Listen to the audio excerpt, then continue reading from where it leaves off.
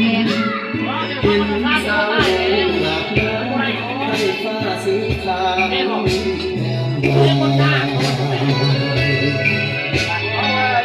จนสมหน้าใหญ่เป็นอยู่บ้านโกงมีเด้อใส่หน้ากดไลค์กดแชร์เด้อฟังยูทูบพัดหูมาใส่อย่าลืมมือว่า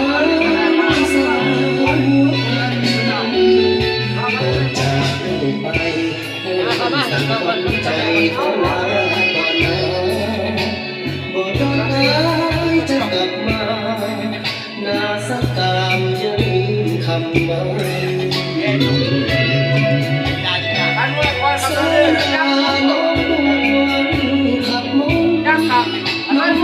ส่งให้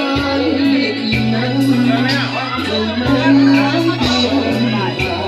ใส่ลม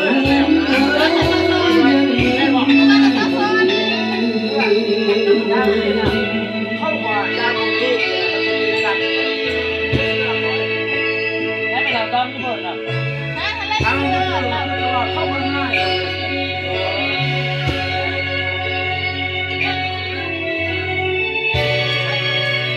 บริษัทมีแต่หัวหน้าทหารคนมาแต่502ท่านซะใจเด้อคนไรก็แชร์เด้อฟังถูกบ้านโน้ท่านซะ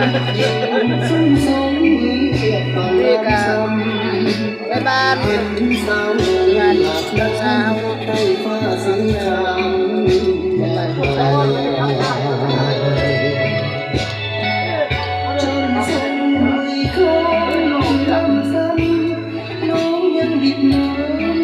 ใส่ให้